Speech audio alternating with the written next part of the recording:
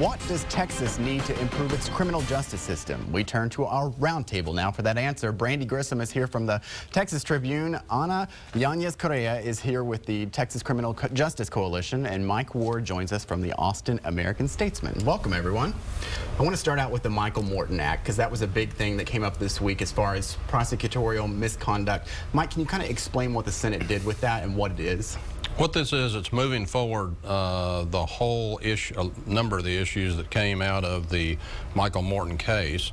And there's several other bills besides just the Michael Morton Act, but that's going to be a discovery sharing thing. And I think probably these bills in total are going to, 20 years down the road, probably be one of the major features, major accomplishments of this session, because it has the potential to really change some key elements of the criminal justice system that have been faulted in the past for some erroneous convictions. And as you know, as unfortunate as it was that he was in jail wrongfully for 25 years, how crucial has that case been to getting some of these measures through where they're to now?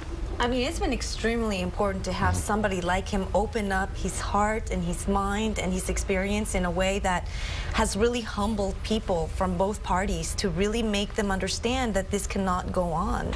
So we have the utmost respect for him, not just us, but everybody who knows him. The man is amazing, and the fact that he had to go through what he had to have policymakers really open is, he really has been a blessing to have him around at the Capitol.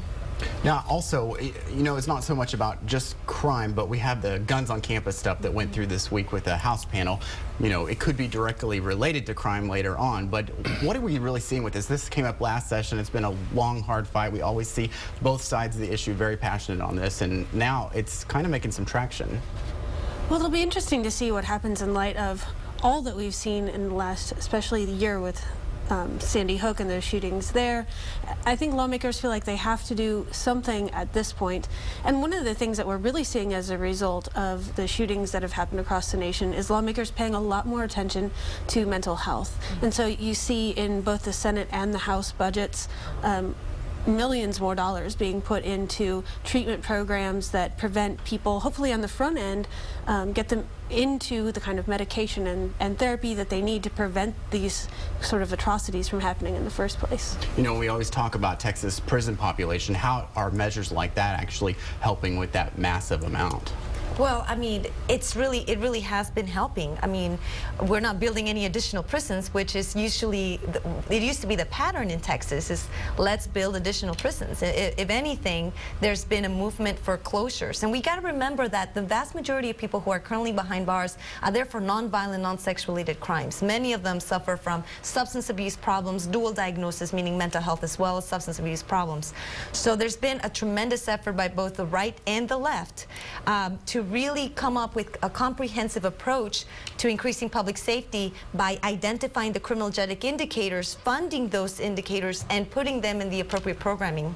I know your group has been focusing on several bills that are related to that. One of them I thought was very interesting was if you have an offender who might have a more minor offense and they violate their parole, they wouldn't necessarily go to prison, but they would have some kind of supervision out in the community, correct? There's been a wide range of efforts there's 170 pieces of legislation right now that are positive criminal justice reforms that go in that type of direction. It's really identifying the ones that we are afraid of and leaving them behind bars, and identifying the ones that we're just mad at and getting them the treatment and the programming and the positive supervision, effective supervision they need so that they can become successful. And those bills are moving. They've all, for the vast majority of those bills have already had hearings.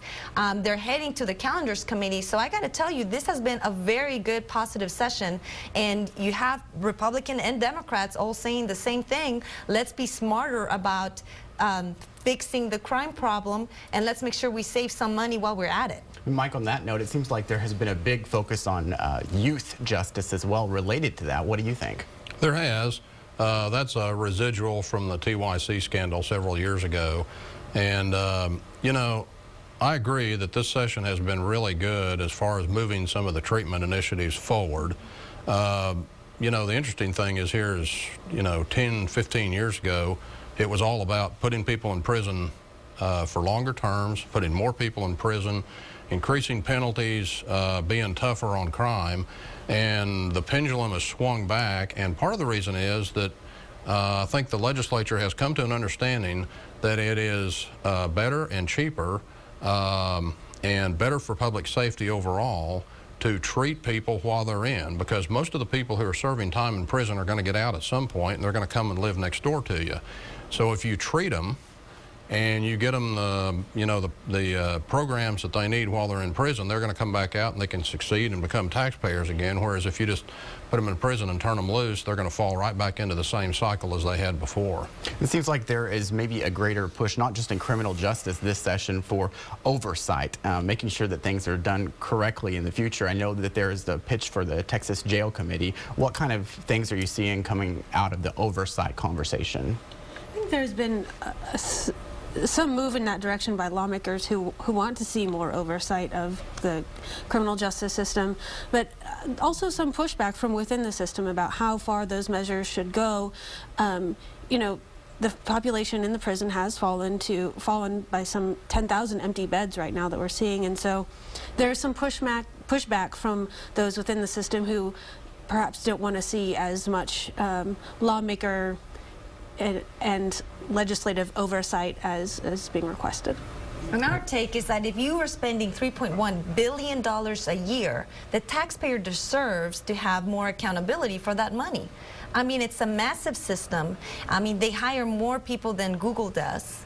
And so we want to have a mechanism to where the taxpayer can feel comfortable enough saying we're getting our bang for our buck. And this is particularly important for the kids that end up behind bars in the adult system. There's been a bill that expands the oversight, the Youth Ombudsman oversight to TDCJ, because if you have kids in the adult system, you have to have that independent oversight so that the sexual abuse that Mike was referring to, doesn't happen. So there is movement towards a lot of approaches. There is pushback, definitely, but that's why advocates and people who really care are there to remind them that it's about preventing and making sure that it doesn't lead to the level of scandal. Let's be preventative. Great conversation. Thank you all for joining us. I appreciate it. And you can join the conversation too online. Just visit our KXAN.com in the legislative section. There you'll find our guide to the legislative process in Texas, our list of the major players, and my blog from the Capitol. Plus, you can email me your thoughts and questions at josh.hinkle@KXAN.com. You can also find me on Twitter @HinkleJ. Thanks for joining us for In Session, In Depth. Have a great morning.